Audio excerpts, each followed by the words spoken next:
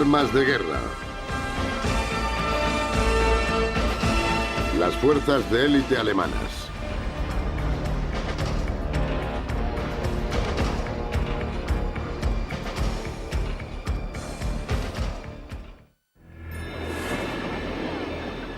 Corres a un búnker y te disparan con lanzallamas, etcétera, y tienes la batalla allí mismo, siempre a corta distancia. De modo que teníamos que combatir cuerpo a cuerpo para avanzar y llegar a su posición. Había cierta táctica de la que intentábamos aprovecharnos. Intentábamos volar a unos 1000 metros sobre los llanos británicos. Entonces, esperábamos hasta que estaban muy cerca de nosotros, a unos 200 metros. Y de pronto ascendíamos en un ángulo muy inclinado para situarnos encima de ellos, mientras disparábamos nuestras ametralladoras. Fue muy efectivo.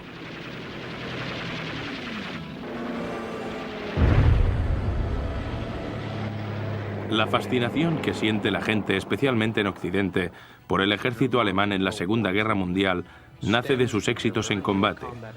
La superioridad del soldado alemán que se percibía en la Segunda Guerra Mundial, que está respaldada por armas de combate individuales y por el fantasma de la misma máquina de propaganda alemana, que convirtió a la Wehrmacht alemana en la máquina de guerra más poderosa del mundo. Hasta cierto punto, el ejército nunca pudo responder por completo a su imagen propagandística, pero hombre a hombre causaron muchas más bajas a sus enemigos que sus enemigos a ellos, y esa es la razón básica por la que a la gente le fascina ese periodo.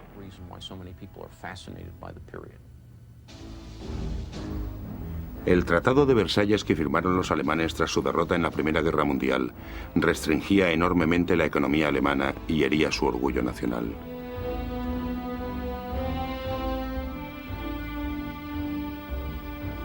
Muchos ciudadanos alemanes pensaban que era injusto o duro.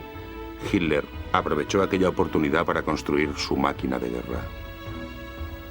Hubo un entusiasmo súbito entre la población por aquel hombre que prometía muchas cosas y que hizo realmente muchas cosas por los alemanes.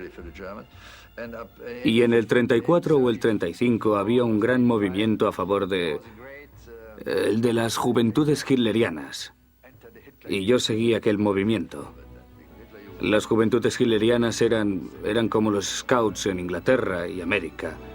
Era un movimiento nuevo y era muy atractivo.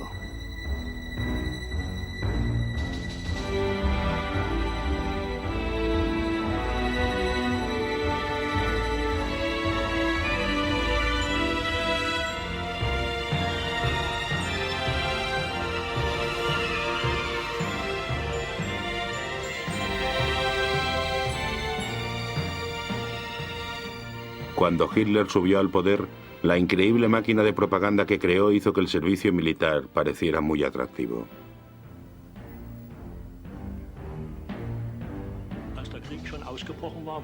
Yo me crié durante el Tercer Reich y cuando era niño solo quería ser soldado. Trabajaba en un banco y la gente me preguntaba por qué no era soldado aún. Me ofrecí voluntario a los paracaidistas, pero me contestaron diciendo que no podían aceptarme hasta diciembre de 1940. Pero yo no quería esperar tanto.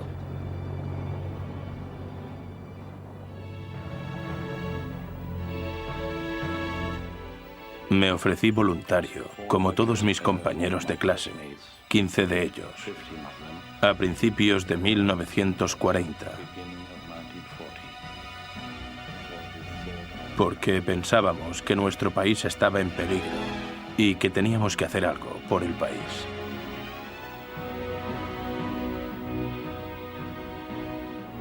Durante los años 30, el ejército alemán se expandió en secreto contra los acuerdos del Tratado de Versalles. El modelo básico de las Fuerzas Armadas todavía debía mucho al ejército de la Primera Guerra Mundial.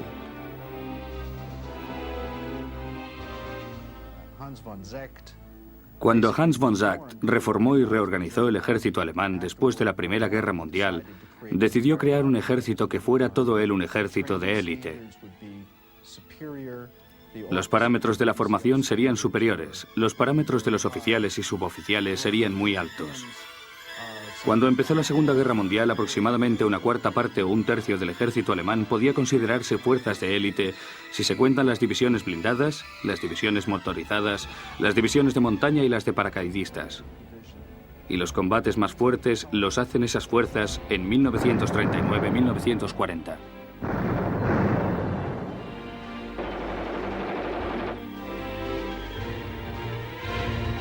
El modelo alemán para formar y equipar a un ejército había funcionado. No era solo propaganda.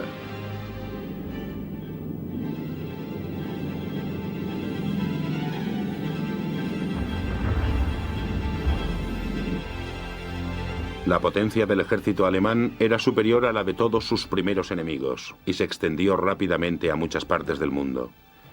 Incluso hasta el norte de África. Allí, una unidad conocida como el Afrika Korps demostró que merecía ser considerada de élite.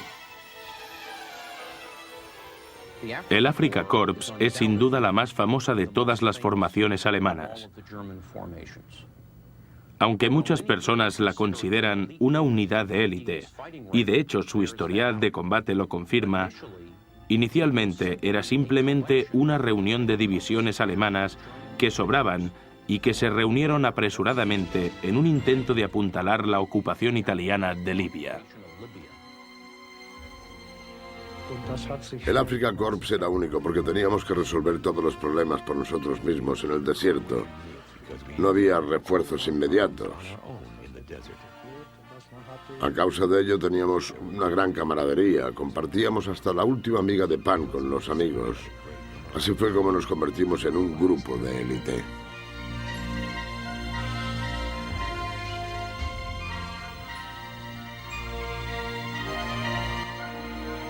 Además del tremendo espíritu de lucha de los hombres, el Afrika Korps tenía una dirección excelente. Erwin Rommel se ganó su apodo del zorro del desierto en el norte de África por su habilidad para sorprender y derrotar a fuerzas enemigas mayores. El Afrika Korps se convirtió en una unidad de élite por el calibre de sus mandos.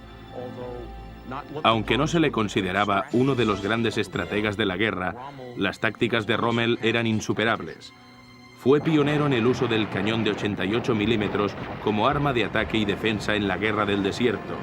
De hecho, estaba obligado a hacerlo porque tenía un número insuficiente de tropas, tanques y equipos de apoyo.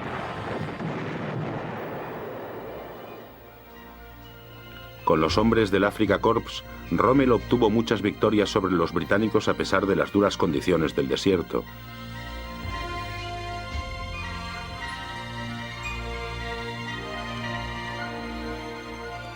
En el desierto teníamos que limpiar las armas constantemente porque había mucho polvo.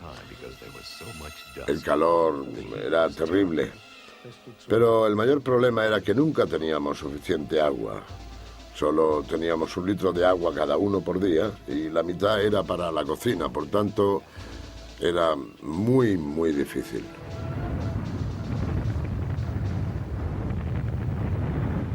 El Afrika Korps tuvo una influencia en el campo de batalla muy desproporcionada respecto al número de tanques y hombres con que contaba.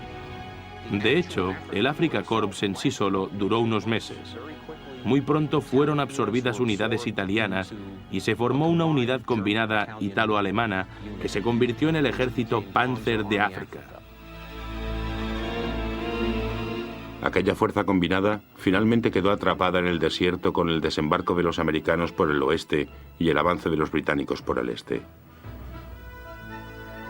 Muchos miembros del Afrika Korps original se encontraban entre los cientos de miles de prisioneros de guerra alemanes tomados al final de la campaña de África. Pero el orgullo y camaradería de aquella unidad de élite sigue viviendo incluso en la actualidad, como lo muestra una reunión de antiguos miembros del Afrika Korps.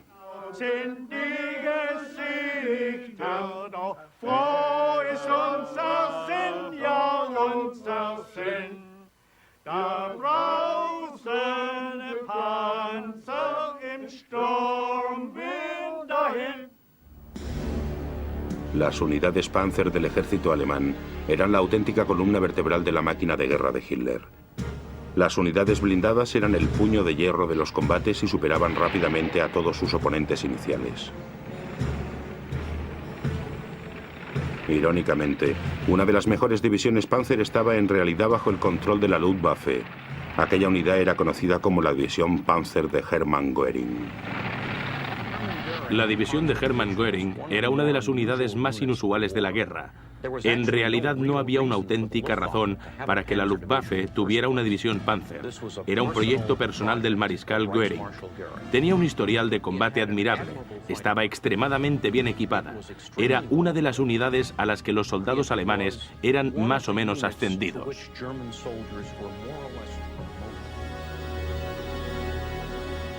La división Hermann Göring luchó en varios frentes durante la Segunda Guerra Mundial y estaba muy bien considerada por su labor en la campaña italiana.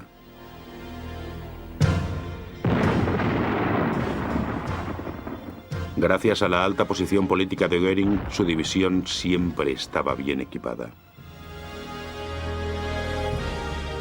Era una de las unidades que tenían un trato más o menos de favor en la organización de suministros alemana.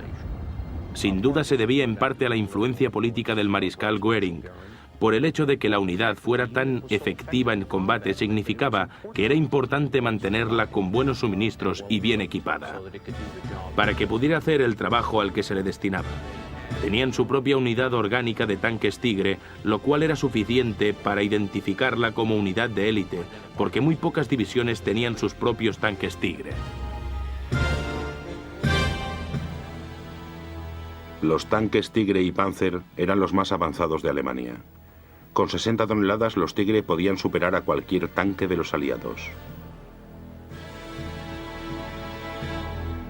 El único inconveniente de la división Hermann Göring era una complicada cadena de mando debido a que estaba a la vez bajo el control de la Luftwaffe y el ejército en el campo de batalla. Pero a pesar de ello, la unidad funcionaba muy bien. Se dice que el mismo Patton dijo que la división Panzer Hermann Göring era la mejor división de todos los ejércitos, lo cual, viniendo de quien venía, era un elogio extremadamente grande.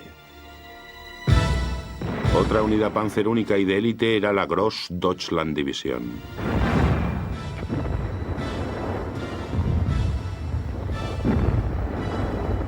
La división Großdeutschland era una división específicamente reclutada por toda Alemania. La mayoría de formaciones alemanas eran de naturaleza local o regional. La tercera división Panzer, por ejemplo, se formó principalmente en Berlín. La primera división de caballería era de Viena, Austria. La Großdeutschland, Gran Alemania, fue pensada como una unidad cuyas tropas pudieran ser reclutadas en toda Alemania.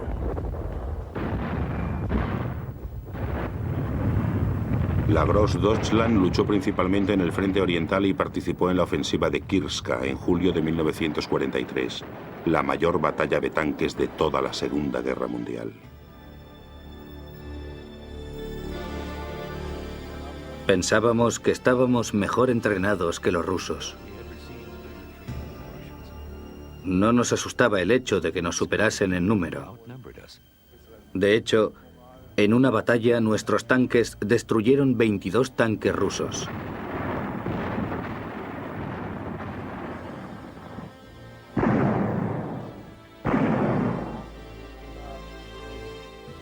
Luchábamos siempre en las situaciones más extremas.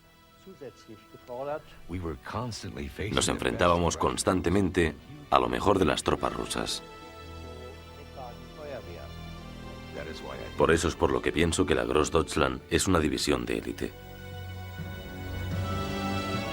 Probablemente la división Panzer más cargada de talento de todas era la división Panzerlehr. No se formó hasta 1943, pero pronto fue considerada como una de las mejores unidades de todo el ejército. Cuando se formó a finales de 1943, su cuadro de oficiales, suboficiales y hombres llegaba de todas las escuelas de formación militar de Alemania, de toda Alemania. El resultado fue que, incluso cuando se formó, la división tenía un elevado número de veteranos en el combate que eran también extremadamente expertos en todos los aspectos de la guerra con tanques, como tenían que serlo para ser instructores. El otro rasgo diferenciador de la Panzerlehr era su abundante material.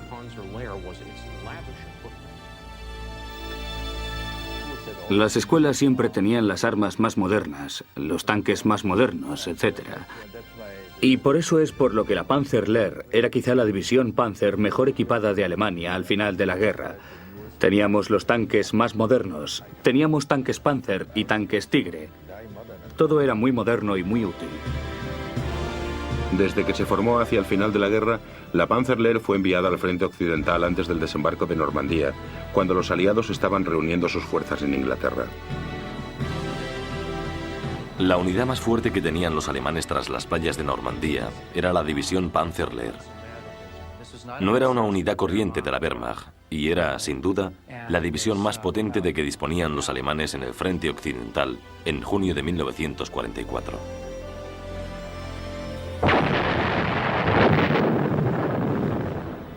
A pesar de su amplia experiencia y abundantes equipos, la Panzerlehr cayó víctima del devastador fuego aéreo de los aliados en Normandía.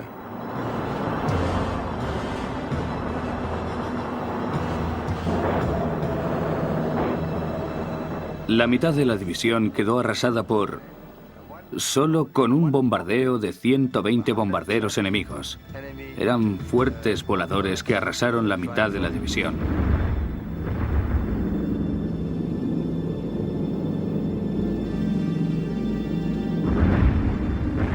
La idea de formar una división Panzer con instructores al principio pareció una buena idea, porque se reunía a un tremendo grupo de talentos y expertos en el combate. A la larga, por supuesto, fue un desastre, porque al sacar a tantos instructores de las escuelas, se reducía la calidad de la instrucción, lo cual afectó a todas las divisiones Panzer, no solo a la Panzerlehr. La Luftwaffe, o Fuerza Aérea Alemana, pronto fue considerada una de las mejores fuerzas aéreas del mundo. Probablemente la más famosa de las unidades de élite de la Luftwaffe era conocida como la JG-26. En la Luftwaffe, la JG-26 era probablemente la mejor división de cazas de toda la Fuerza Aérea Alemana. Se formó antes de la guerra. Luchó en las batallas de Gran Bretaña y de Francia y sirvió casi siempre en el oeste, hasta la defensa de la misma Alemania. En la campaña de la primavera de 1940, cuando es invadida Francia, la JG-26 volaba en apoyo de los bombarderos de la Luftwaffe en Francia. Tienen un historial bastante bueno como grupo de cazas. Alcanzaron realmente el éxito durante la batalla de Gran Bretaña, donde fueron una de las unidades de cazas alemanas que obtuvieron mejores resultados contra la RAF en Gran Bretaña. Durante la batalla de Gran Bretaña, nos parecía que las cosas iban muy bien. Solo teníamos que volar a distancias muy cortas para acompañar a nuestros bombarderos hasta Londres. También nos sentíamos muy confiados porque los ME-109 tenían mejores armas que los aviones británicos.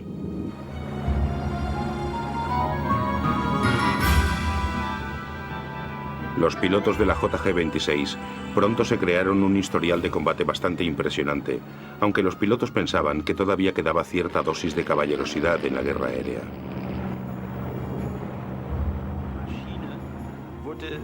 Los aviones eran constantemente atacados y había numerosos accidentes. Nosotros, cada vez que eso le ocurría a un piloto, nos quedábamos... Bueno, si el piloto salía del avión era una satisfacción. Había sobrevivido y estaba ileso. Salí del avión y sabíamos que seguíamos contando con uno de los nuestros. Con el avance de la guerra, los pilotos alemanes, que habían disfrutado de su superioridad numérica al principio, se encontraron a la defensiva. No obstante, tenían la ventaja de luchar sobre su propio territorio.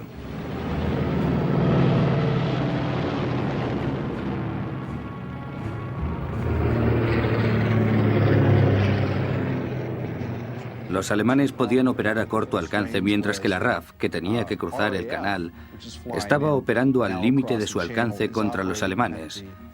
Y muchos británicos se perdían porque se quedaban sin combustible sobre territorio enemigo o porque tenían que abandonar la batalla por problemas de combustible. Los alemanes, por supuesto, volaban casi sobre sus propios campos de aviación. De modo que los alemanes podían ver llegar a los británicos cruzando el canal. Podían sentarse, reunir sus fuerzas y atacar en el momento oportuno porque tenían un buen servicio de inteligencia sobre los británicos. Todos esos factores juntos y el hecho de que la JG-26 tenía unos aviones de primera calidad explican el buen historial de la JG-26.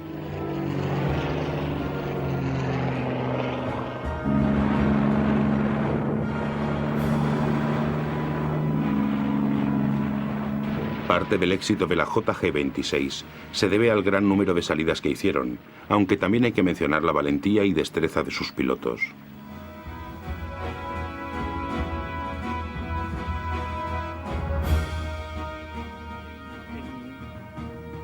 Creo que éramos la mejor unidad de cazas.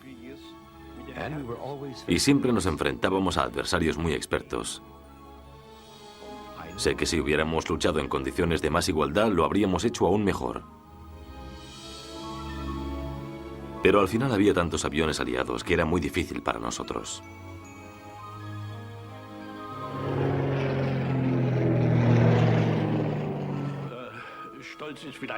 Estábamos orgullosos del número de aviones que derribábamos. Pero no nos preocupaba tanto nuestro número comparado con nuestro rendimiento como unidad. Y también diría que lo que sentíamos era muy diferente al matar a alguien en tierra, porque solo veíamos el avión, no a la persona. No obstante, recuerdo que logré derribar 45 aviones enemigos.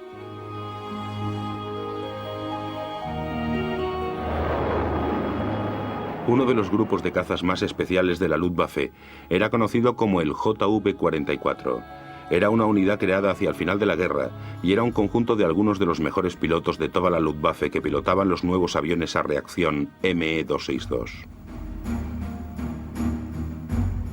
La JV-44 solo combatió unos 3 meses en la Segunda Guerra Mundial. La unidad se formó en enero de 1945 con un conjunto de los mejores pilotos de la Luftwaffe.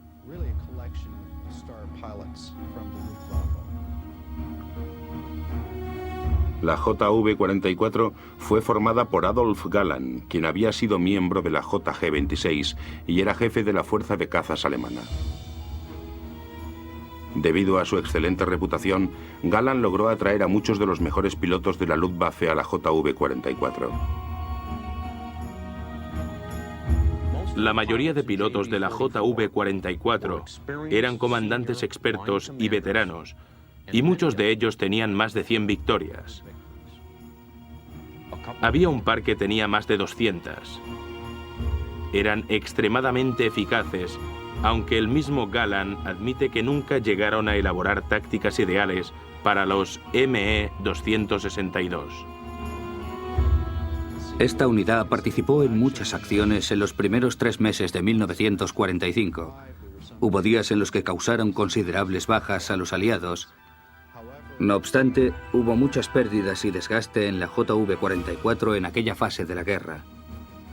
Puede que fueran capaces de superar a los aliados en el combate aéreo. El ME-262 era un avión tremendo en cuanto a velocidad, pero los aliados podían alcanzarlos en los aterrizajes. Otro problema era que los nuevos motores a reacción eran poco fiables mecánicamente. Los pilotos se veían obligados frecuentemente a abandonar el combate y aterrizar planeando. No obstante, cuando los ME-262 funcionaban correctamente, la destreza de los pilotos y el rendimiento del avión eran extremadamente efectivos. Las pocas veces que aquella unidad pudo atacar a bombarderos aliados reunidos, causó unas bajas tremendas. Y podemos imaginar lo que le habría pasado a la 8ª Fuerza Aérea si Alemania hubiera podido desarrollar la tecnología de sus motores un año antes y hubiera podido disponer de los ME-262 en el verano de 1944. Desde luego habría sido terrible. Las tropas de montaña alemanas de la Gewehrsjäger se consideraban unidades de élite por su extensa formación en escalada de montañas, escalada de rocas, esquí alpino, por su formación especial para vivir en el duro clima de las regiones alpinas. Eran muy expertos en combate en terreno abrupto, estaban bien equipados para sus misiones, tenían botas de nieve, esquís y usaban una gran variedad de armas ligeras. Era muy deportista, tenía 18 años y era campeón estatal de esquí, y en descenso y en slalom, así que no tuve dificultades para ser admitido. Luego nos entrenamos para la alta montaña y el hielo y teníamos que escalar durante 11 horas con un pesado equipo de hasta 60 kilos. Escalar montañas de 4.000 o 4.500 metros y otras 11 horas para volver. Y entonces te daban una sopa caliente. Eso era todo lo que te daban. Nada más. Las tropas de la Geberjäger eran escogidas por su inteligencia, su autonomía, su capacidad para adaptarse a una amplia variedad de condiciones de combate. Y no era inusual que todos los miembros de una unidad fueran considerados líderes potenciales. Cada compañía podía funcionar por completo como un batallón por sí misma, de modo que no éramos solo una compañía de infantería y la otra solo una compañía de morteros, etcétera, o solo artillería, ¿no? Lo teníamos todo en una compañía, porque en la alta montaña estás completamente solo, no tienes apoyo, no te llegan suministros, no puedes llamar pidiendo ayuda, necesito municiones, no. Si no lo haces por ti mismo, es culpa tuya.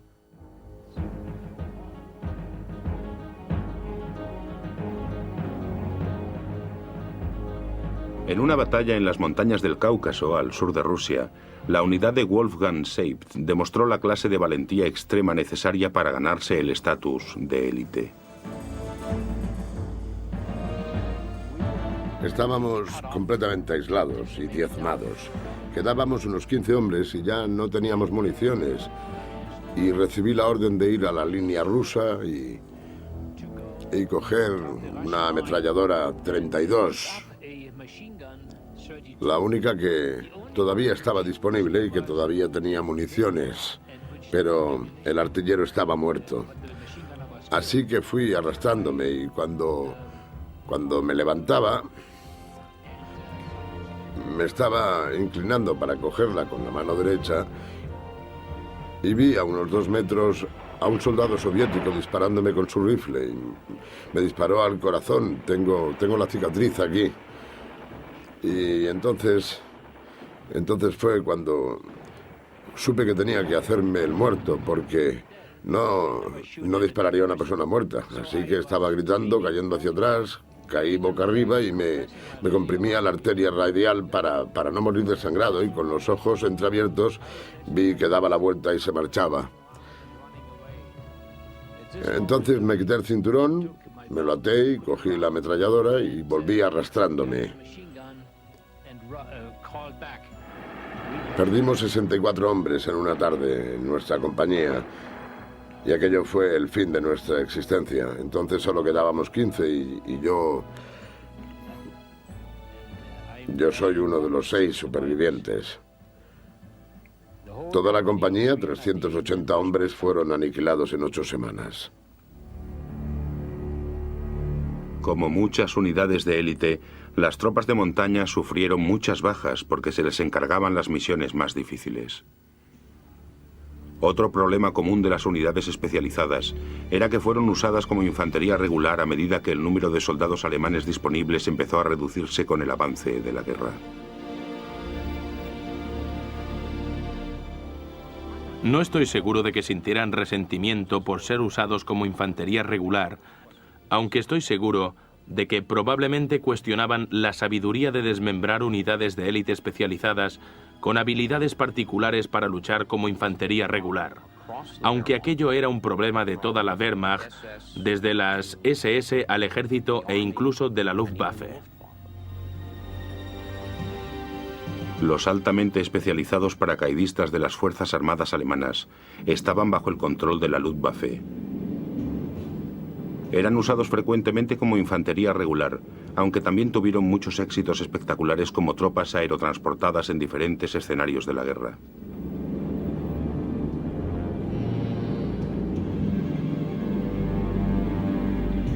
Los paracaidistas eran considerados especialmente de élite por sus aptitudes para saltar, por el hecho de ser paracaidistas. Como las tropas de montaña, también eran escogidos por su forma física, su inteligencia y su adaptabilidad, al igual que muchas otras unidades de élite. Eran formados primero como infantería y luego recibían un entrenamiento especializado para saltar. Los paracaidistas participaron en una de las primeras acciones de la Segunda Guerra Mundial, cuando la fortaleza belga de Evenemal fue atacada por una fuerza combinada de aerotransportados e ingenieros de tierra. Aquel fuerte duramente defendido tenía que ser tomado para que el ejército alemán avanzase hacia Francia.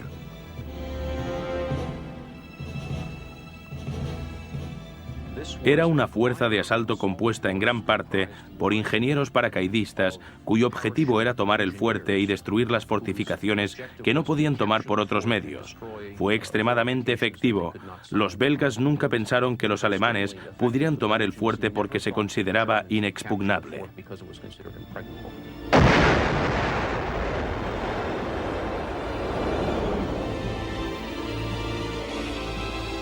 La mayor operación aerotransportada alemana de la Segunda Guerra Mundial fue la invasión de Creta en 1941. Los aliados habían sido obligados a abandonar Grecia, y Creta era su último baluarte en el Mediterráneo. El 20 de mayo, cientos de aviones de transporte Ju-52 aparecieron por el horizonte transportando a miles de paracaidistas.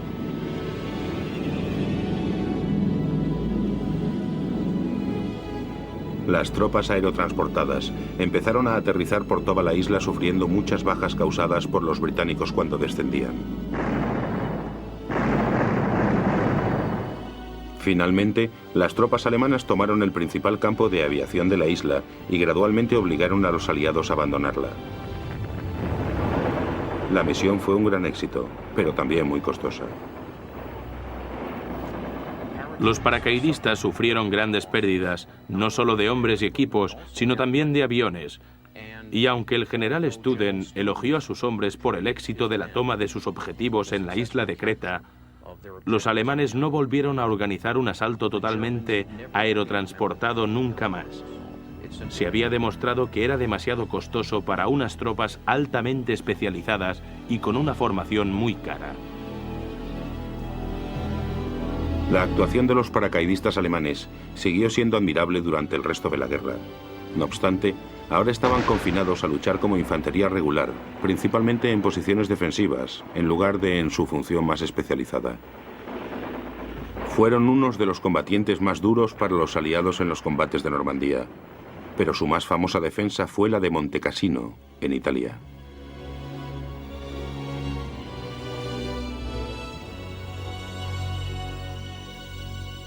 La ciudad estaba dominada por una abadía del siglo VI.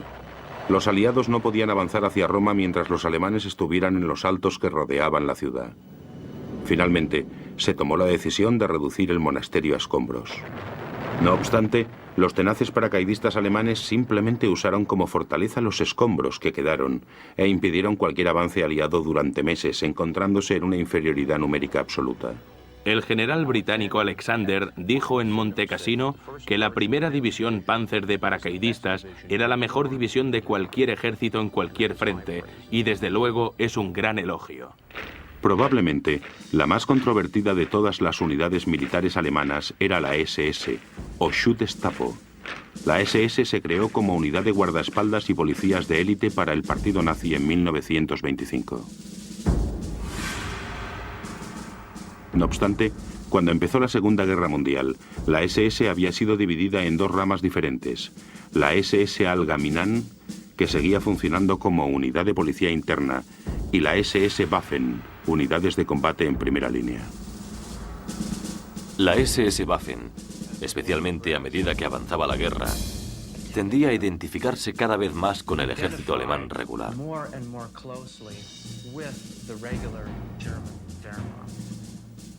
Y se consideraba un brazo, aunque un brazo muy de élite, de las Fuerzas Armadas alemanas regulares.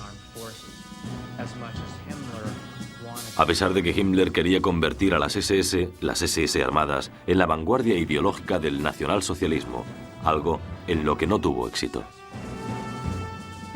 Los jóvenes no lo entienden ahora, pero yo me sentía orgulloso de entrar en las SS Waffen.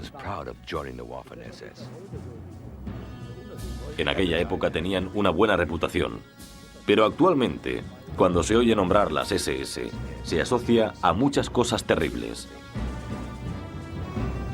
Creo que fue un gran error por parte de Himmler no separar más claramente las SS Waffen del frente de las SS de los campos de concentración. Desafortunadamente, las SS Waffen eran asociadas de algún modo a las terribles atrocidades que ocurrían en los campos de concentración. Frecuentemente se ocupaban de la vigilancia de perímetro de los campos, cuando estaban convalecientes de las heridas sufridas en el frente. Pero en su mayoría, a las tropas de combate de las SS del frente les molesta que las confundan con las unidades de policía destinadas en los campos de concentración.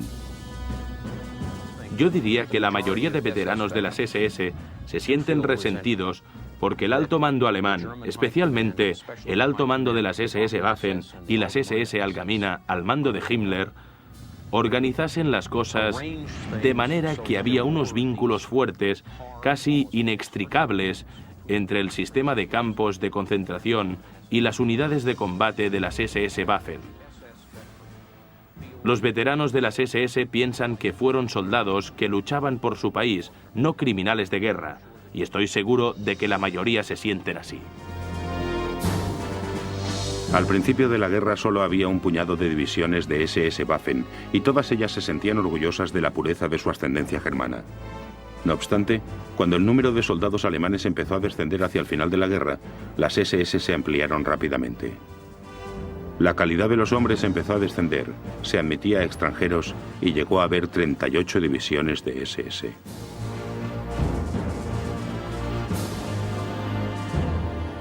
Cuando vemos las SS Waffen como organización de élite, como fuerza de combate de élite, lo que estamos viendo en realidad son las divisiones de las SS llamadas clásicas. La Leibstandard SS Adolf Hitler, que fue la primera división de SS. La segunda división, Das Reich. La tercera, Unidad de Muerte Totenkopfer. Y la quinta división, Viking. Estas 4 divisiones clásicas de las SS que he nombrado ganaron el 55% de todas las cruces de caballeros concedidas a las unidades de SS Waffen y de policía durante la guerra. La división Panzer SS Das Reich luchó tanto en el frente oriental como en el occidental durante la guerra, y al igual que la división Panzerlehr, la Das Reich sintió toda la fuerza de la superioridad aérea de los aliados en Normandía.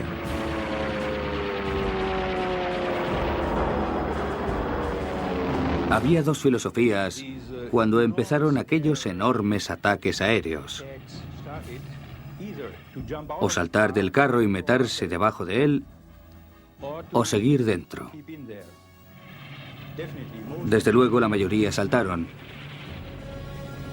Yo seguí la otra teoría.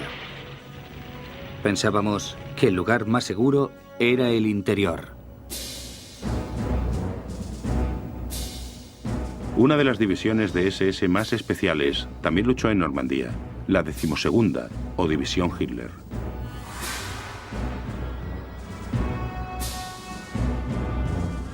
Como oficial con más experiencia, Peter Prien fue prestado a la 12ª División durante los combates de Normandía.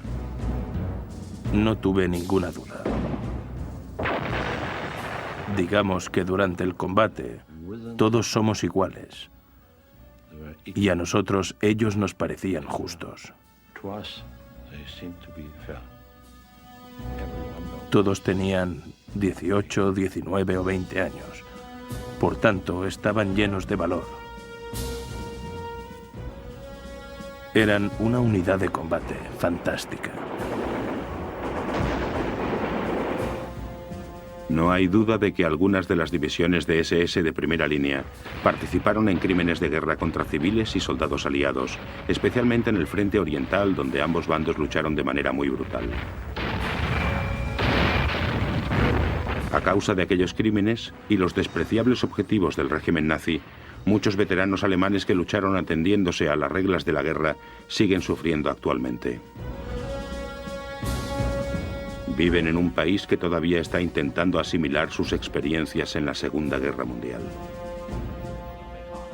Actualmente, Los veteranos ingleses y americanos se ven como cowboys o héroes, y en Alemania nosotros somos vistos como estúpidos, lo cual no es justo, porque también nos sacrificábamos y moríamos por nuestro país.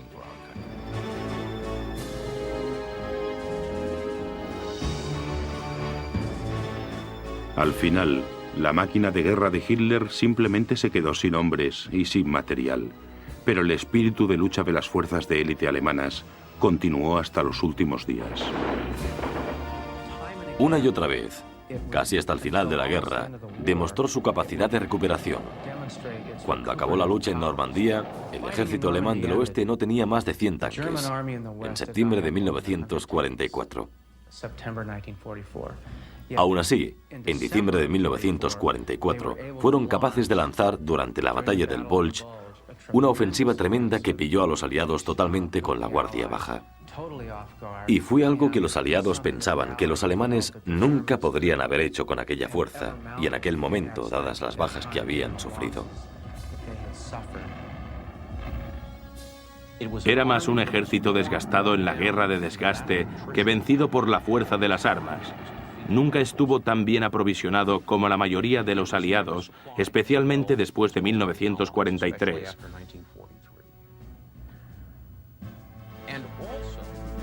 Y también hay que admitir que la propaganda alemana convirtió a la Wehrmacht en la máquina militar más poderosa del mundo.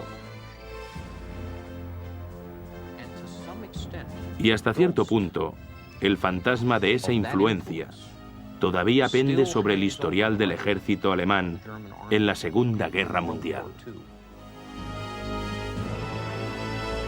No sé si pensaban que todavía podían ganar la guerra, pero el vínculo entre los soldados de la Wehrmacht alemana, y particularmente en las SS, era tan fuerte que los alemanes tenían un término para expresarlo: una Schicksalsgemeinschaft, una comunidad de destino. El destino les había unido para luchar, y aunque ya no creyeran en el nacionalsocialismo, aunque ya no creyeran en la victoria final, creían en sí mismos y en el deber y la responsabilidad que tenían unos con otros.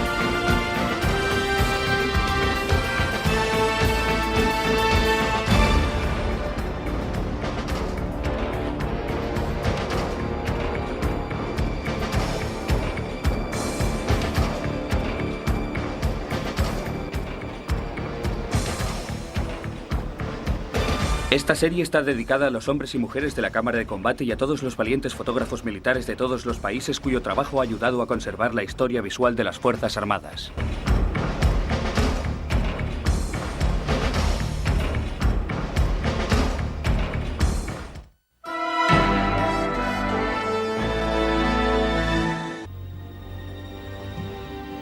Los altamente especializados paracaidistas de las Fuerzas Armadas alemanas estaban bajo el control de la Luftwaffe.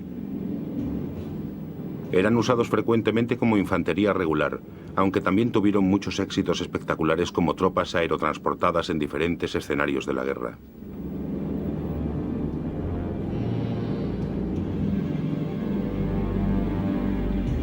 Los paracaidistas eran considerados especialmente de élite por sus aptitudes para saltar, por el hecho de ser paracaidistas. Como las tropas de montaña, también eran escogidos por su forma física, su inteligencia y su adaptabilidad, al igual que muchas otras unidades de élite. Eran formados primero como infantería y luego recibían un entrenamiento especializado para saltar. Los paracaidistas participaron en una de las primeras acciones de la Segunda Guerra Mundial, cuando la fortaleza belga de Evenemal fue atacada por una fuerza combinada de aerotransportados e ingenieros de tierra. Aquel fuerte duramente defendido tenía que ser tomado para que el ejército alemán avanzase hacia Francia.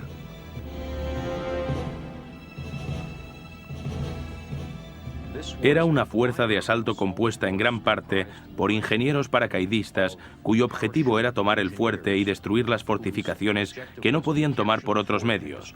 Fue extremadamente efectivo. Los belgas nunca pensaron que los alemanes pudieran tomar el fuerte porque se consideraba inexpugnable.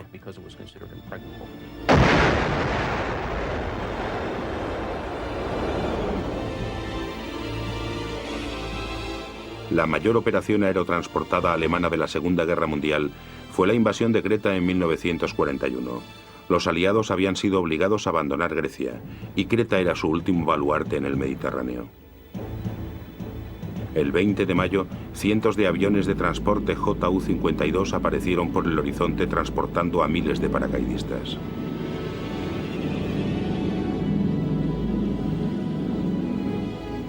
Las tropas aerotransportadas empezaron a aterrizar por toda la isla sufriendo muchas bajas causadas por los británicos cuando descendían. Finalmente, las tropas alemanas tomaron el principal campo de aviación de la isla y gradualmente obligaron a los aliados a abandonarla. La misión fue un gran éxito, pero también muy costosa. Los paracaidistas sufrieron grandes pérdidas, no solo de hombres y equipos, sino también de aviones. Y aunque el general Studen elogió a sus hombres por el éxito de la toma de sus objetivos en la isla de Creta, los alemanes no volvieron a organizar un asalto totalmente aerotransportado nunca más. Se había demostrado que era demasiado costoso para unas tropas altamente especializadas y con una forma mundial. Aproximadamente una cuarta parte o un tercio del ejército alemán podía considerarse fuerzas de élite si se cuentan las divisiones blindadas, las divisiones motorizadas, las divisiones de montaña y las de paracaidistas. Y los combates más fuertes los hacen esas fuerzas en 1939-1940.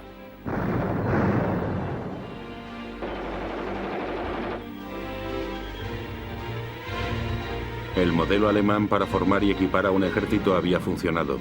No era solo propaganda.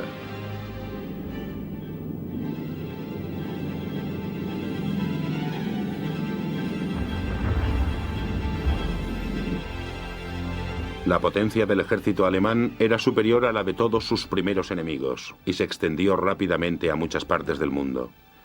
Incluso hasta el norte de África. Allí, una unidad conocida como el Afrika Korps demostró que merecía ser considerada de élite. El Afrika Korps es sin duda la más famosa de todas las formaciones alemanas. Aunque muchas personas la consideran una unidad de élite, y de hecho su historial de combate lo confirma, inicialmente era simplemente una reunión de divisiones alemanas que sobraban y que se reunieron apresuradamente en un intento de apuntalar la ocupación italiana de Libia. El Afrika Korps era único porque teníamos que resolver todos los problemas por nosotros mismos en el desierto. No había refuerzos inmediatos. A causa de ello teníamos una gran camaradería, compartíamos hasta la última miga de pan con los amigos. Así fue como nos convertimos en un grupo de élite.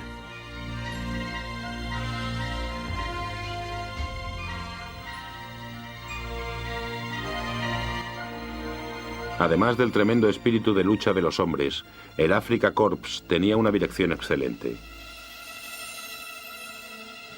Erwin Rommel se ganó su apodo del zorro del desierto en el norte de África por su habilidad para sorprender y derrotar a fuerzas enemigas mayores.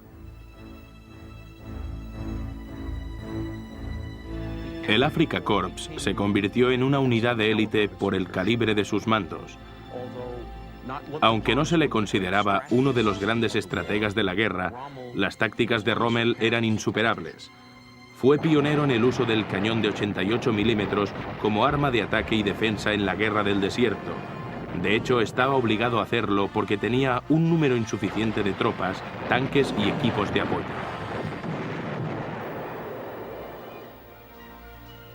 Con los hombres del Afrika Korps, Rommel obtuvo muchas victorias sobre los británicos a pesar de las duras condiciones del desierto.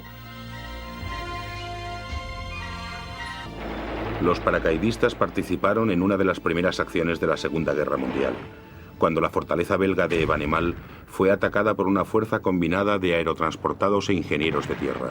Aquel fuerte duramente defendido tenía que ser tomado para que el ejército alemán avanzase hacia Francia.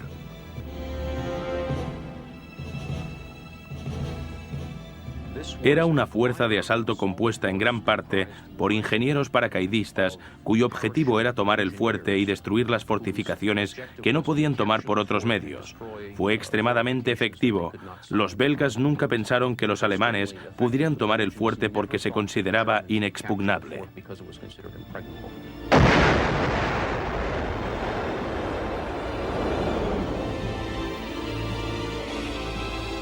La mayor operación aerotransportada alemana de la Segunda Guerra Mundial fue la invasión de Creta en 1941. Los aliados habían sido obligados a abandonar Grecia, y Creta era su último baluarte en el Mediterráneo. El 20 de mayo, cientos de aviones de transporte Ju-52 aparecieron por el horizonte transportando a miles de paracaidistas.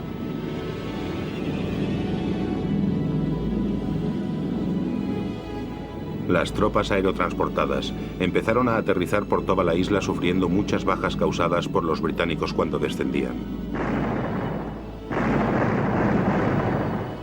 Finalmente, las tropas alemanas tomaron el principal campo de aviación de la isla y gradualmente obligaron a los aliados a abandonarla.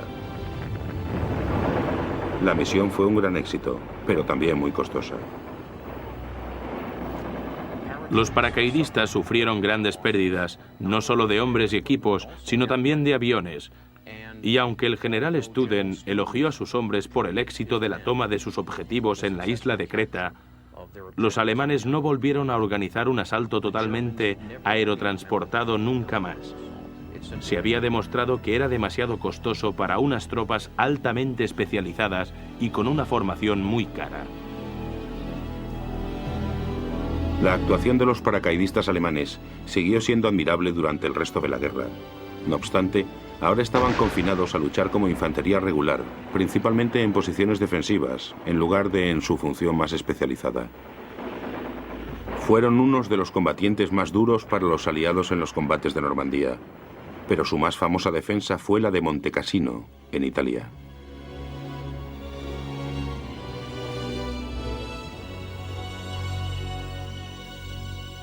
La ciudad estaba dominada por una abadía del siglo VI. Los aliados no podían avanzar hacia Roma mientras los alemanes estuvieran en los altos que rodeaban la ciudad. Finalmente, se tomó la decisión de reducir el monasterio a escombros. Creo que fue un gran error por parte de Himmler no separar más claramente las SS-Waffen del frente de las SS de los campos de concentración. Desafortunadamente, las SS-Waffen eran asociadas de algún modo a las terribles atrocidades que ocurrían en los campos de concentración. Frecuentemente se ocupaban de la vigilancia de perímetro de los campos, cuando estaban convalecientes de las heridas sufridas en el frente. Pero en su mayoría, a las tropas de combate de las SS del frente les molesta que las confundan con las unidades de policía destinadas en los campos de concentración.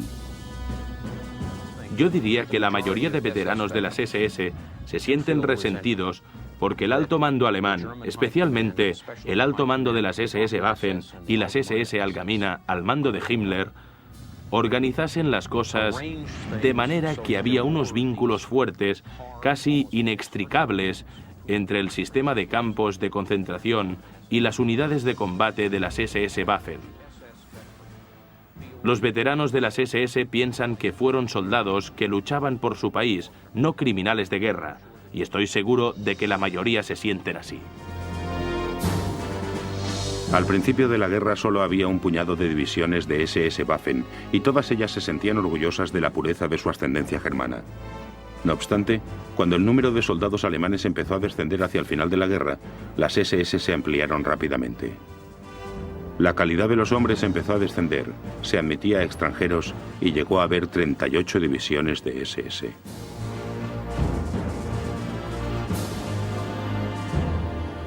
Cuando vemos las SS-Waffen como organización de élite, como fuerza de combate de élite, lo que estamos viendo en realidad son las divisiones de las SS llamadas clásicas. La Leibstandard SS Adolf Hitler, que fue la primera división de SS. La segunda división, Das Reich. La tercera, Unidad de Muerte Totenkopfer. Y la quinta división, Viking. Estas 4 divisiones clásicas de las SS que he nombrado ganaron el 55% de todas las cruces de caballeros concedidas a las unidades de SS-Waffen y de policía durante la guerra. La división Panzer SS Das Reich luchó tanto en el frente oriental como en el occidental durante la guerra, y al igual que la división Panzerlehr, la Das Reich sintió toda la fuerza de la superioridad aérea de los aliados en Normandía.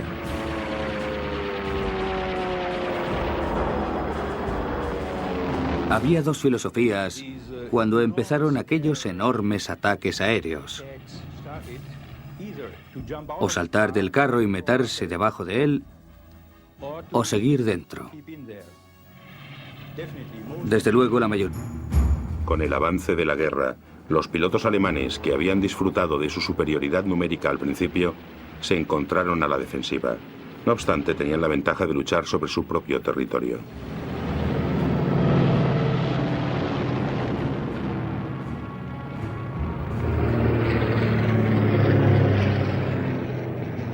Los alemanes podían operar a corto alcance, mientras que la RAF, que tenía que cruzar el canal, estaba operando al límite de su alcance contra los alemanes. Y muchos británicos se perdían porque se quedaban sin combustible sobre territorio enemigo o porque tenían que abandonar la batalla por problemas de combustible. Los alemanes, por supuesto, volaban casi sobre sus propios campos de aviación. De modo que los alemanes podían ver llegar a los británicos cruzando el canal.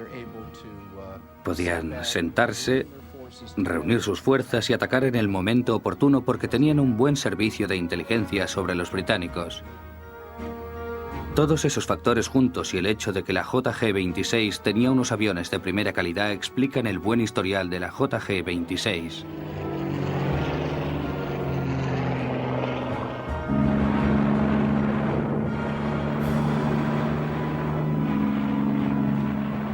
Parte del éxito de la JG-26 se debe al gran número de salidas que hicieron, aunque también hay que mencionar la valentía y destreza de sus pilotos.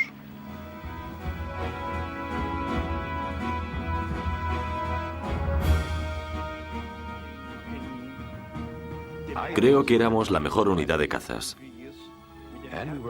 Y siempre nos enfrentábamos a adversarios muy expertos. Sé que si hubiéramos luchado en condiciones de más igualdad, lo habríamos hecho aún mejor. Pero al final había tantos aviones aliados que era muy difícil para nosotros.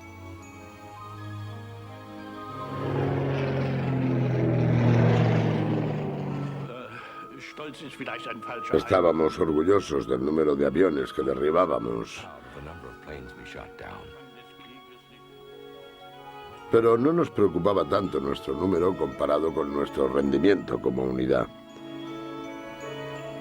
Y también diría que lo que sentíamos era muy diferente al matar a alguien en tierra, porque solo veíamos el avión, no a la persona. No obstante, recuerdo que logré derribar 45 aviones enemigos.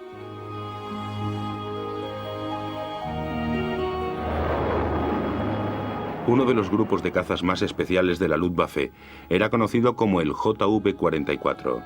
Era una unidad creada hacia el final de la guerra y era un conjunto de algunos de los mejores pilotos de toda la Luftwaffe que pilotaban los nuevos aviones a reacción ME-2. Se formó principalmente en Berlín. La primera división de caballería era de Viena, Austria. La Großdeutschland, Gran Alemania, fue pensada como una unidad cuyas tropas pudieran ser reclutadas en toda Alemania.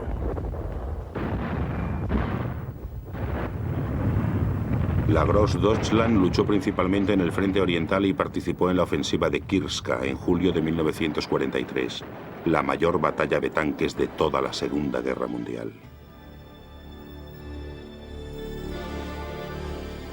Pensábamos que estábamos mejor entrenados que los rusos. No nos asustaba el hecho de que nos superasen en número. De hecho, en una batalla nuestros tanques destruyeron 22 tanques rusos.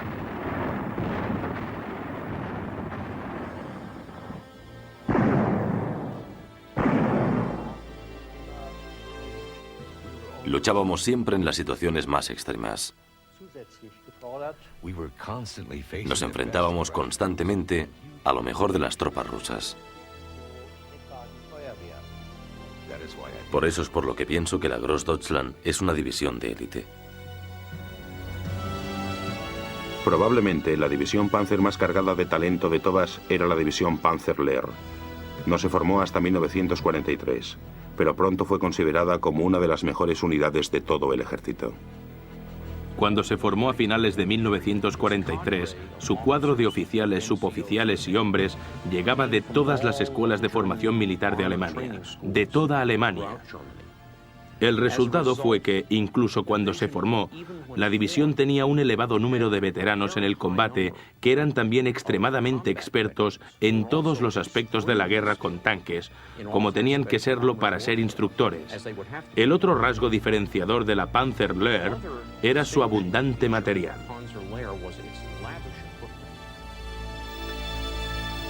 Las escuelas siempre tenían las armas más modernas, los tanques más modernos, etc.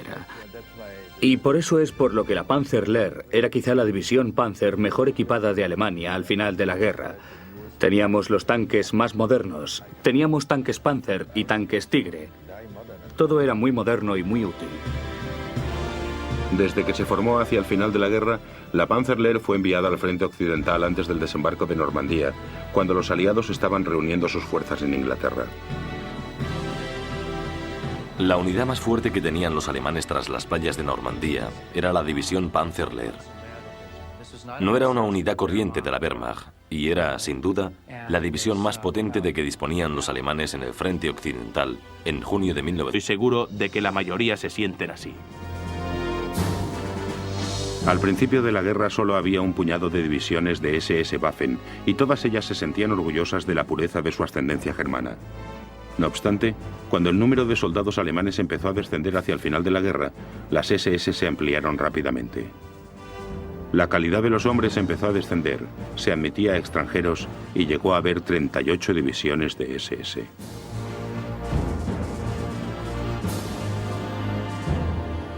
Cuando vemos las SS Waffen como organización de élite, como fuerza de combate de élite, lo que estamos viendo en realidad son las divisiones de las SS llamadas clásicas. La Leibstandard SS Adolf Hitler, que fue la primera división de SS. La segunda división, Das Reich. La tercera, Unidad de Muerte Totenkopfer. Y la quinta división, Viking. Estas 4 divisiones clásicas de las SS que he nombrado ganaron el 55% de todas las cruces de caballeros concedidas a las unidades de SS Waffen y de policía durante la guerra. La división Panzer SS Das Reich luchó tanto en el frente oriental como en el occidental durante la guerra, y al igual que la división Panzerlehr, la Das Reich sintió toda la fuerza de la superioridad aérea de los aliados en Normandía.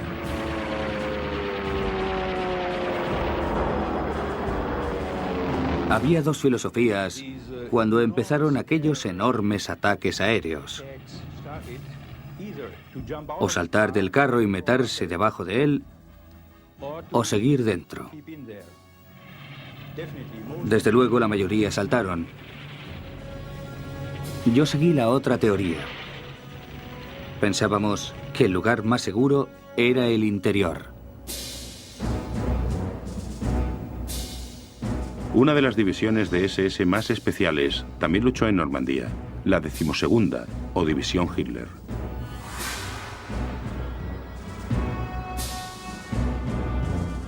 Como oficial con más experiencia, Peter Prien fue prestado a la 12ª División durante los combates de Normandía. no tuve ninguna duda. Digamos que durante el combate todos somos iguales y a nosotros ellos nos parecían justos. Todos tenían 18, 19 o 20 años. Por tanto, estaban llenos de valor. Eran una unidad de combate fantástica. No hay duda de que algunas de las divisiones de SS de primera línea participaron. Luego es un gran elogio. Probablemente, la más controvertida de todas las unidades militares alemanas era la SS, o Schutzstaffel. La SS se creó como unidad de guardaespaldas y policías de élite para el partido nazi en 1925. No obstante, cuando empezó la Segunda Guerra Mundial, la SS había sido dividida en dos ramas diferentes. La SS Allgemeine, que seguía funcionando como unidad de policía interna, y la SS Waffen, unidades de combate en primera línea. La SS Waffen, especialmente a medida que avanzaba la guerra, tendía a identificarse cada vez más con el ejército alemán regular.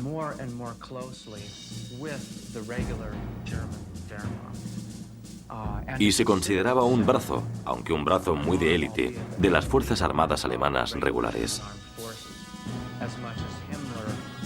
A pesar de que Himmler quería convertir a las SS armadas, en la vanguardia ideológica del nacionalsocialismo, algo en lo que no tuvo éxito.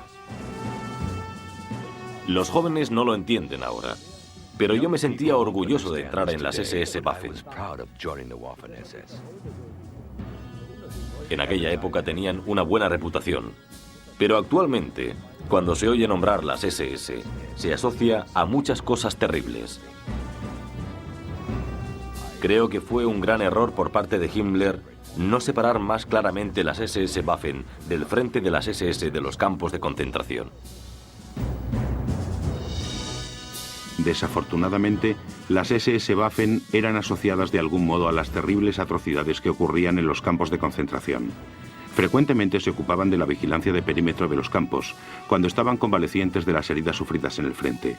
Pero en su mayoría, a las tropas de combate de las SS del frente les molesta que las confundan con las unidades de policía destinadas en los campos de concentración. Yo diría que la mayoría de veteranos de las SS se sienten resentidos porque el alto mando alemán, especialmente el alto mando de las SS Waffen y las SS Allgemeine al mando de Himmler, organizasen las cosas de manera que había unos vínculos fuertes, casi inextricables, entre el sistema de campos de concentración y las unidades de combate de las SS Waffen. Los veteranos de las SS piensan que fueron soldados que luchaban por su país, no criminales de guerra, y estoy seguro de que la mayoría se sienten así. Al principio de la guerra solo había un puñado de divisiones de SS Waffen y todas ellas se sentían orgullosas de la pureza de su ascendencia germana. No obstante, cuando el número de soldados alemanes empezó a descender hacia el final de la guerra, las SS se ampliaron rápidamente. Los llanos británicos.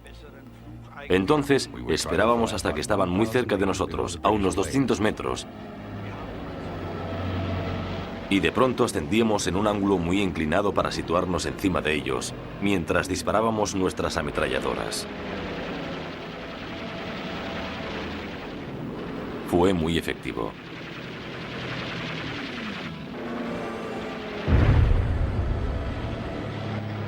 La fascinación que siente la gente, especialmente en Occidente, por el ejército alemán en la Segunda Guerra Mundial, nace de sus éxitos en combate. La superioridad del soldado alemán que se percibía en la Segunda Guerra Mundial, que está respaldada por armas de combate individuales y por el fantasma de la misma máquina de propaganda alemana, que convirtió a la Wehrmacht alemana en la máquina de guerra más poderosa del mundo. Hasta cierto punto, el ejército nunca pudo responder por completo a su imagen propagandística, pero hombre a hombre causaron muchas más bajas a sus enemigos que sus enemigos a ellos, y esa es la razón básica por la que a la gente le fascina ese periodo.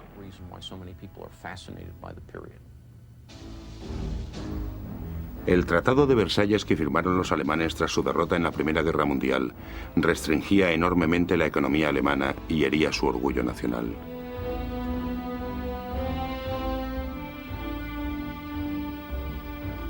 Muchos ciudadanos alemanes pensaban que era injusto o duro.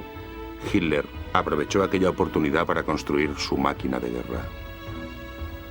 Hubo un entusiasmo súbito entre la población por aquel hombre que prometía muchas cosas y que hizo realmente muchas cosas por los alemanes.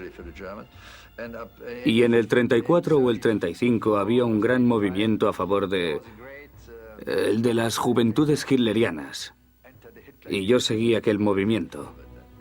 Las juventudes hitlerianas eran como los Scouts en Inglaterra y América. Era un movimiento nuevo y era muy atractivo.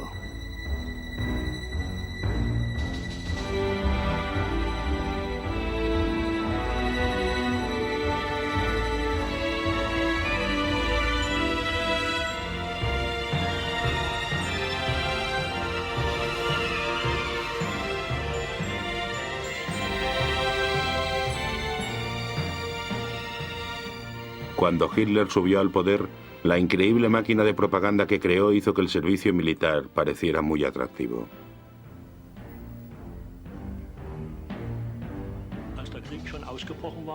Yo me crié durante el Tercer Reich y cuando era niño solo quería ser soldado. Trabajaba en un banco y la gente me preguntaba por qué no era soldado aún. Me ofrecí voluntario a los paracaidistas, pero me contestaron diciendo... Era una de las unidades que tenían un trato más o menos de favor en la organización de suministros alemana. Sin duda se debía en parte a la influencia política del mariscal Goering. Por el hecho de que la unidad fuera tan efectiva en combate significaba que era importante mantenerla con buenos suministros y bien equipada, para que pudiera hacer el trabajo al que se le destinaba. Tenían su propia unidad orgánica de tanques Tigre, lo cual era suficiente para identificarla como unidad de élite, porque muy pocas divisiones tenían sus propios tanques Tigre. Los tanques Tigre y Panzer eran los más avanzados de Alemania. Con 60 toneladas, los Tigre podían superar a cualquier tanque de los aliados. El único inconveniente de la división Hermann Göring era una complicada cadena de mando debido a que estaba a la vez bajo el control de la Luftwaffe y el ejército en el campo de batalla. Pero a pesar de ello, la unidad funcionaba muy bien. Se dice que el mismo Patton dijo que la división Panzer Hermann Göring era la mejor división de todos los ejércitos, lo cual, viniendo de quien venía, era un elogio extremadamente grande. Otra unidad panzer única y de élite era la Großdeutschland División.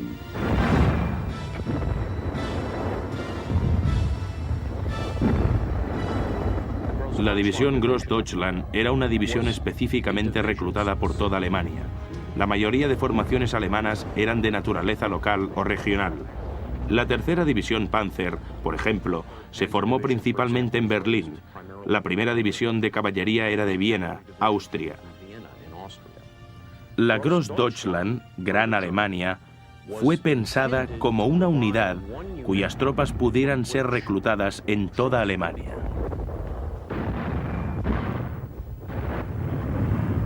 La Großdeutschland luchó principalmente en el frente oriental y participó en la ofensiva de Kirska en julio de 1943, la mayor batalla de tanques de toda la Segunda Guerra Mundial. Pensábamos que estábamos mejor entrenados que los rusos. No nos asustaba el hecho de que nos superasen en número. De hecho, en una batalla nuestros tanques destruyeron 22 tanques rusos.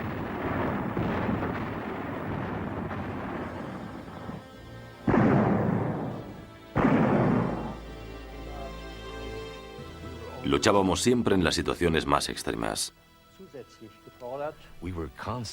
Nos enfrentábamos constantemente a lo mejor de las tropas rusas. Por eso es por lo que pienso que la Großdeutschland es una división de élite.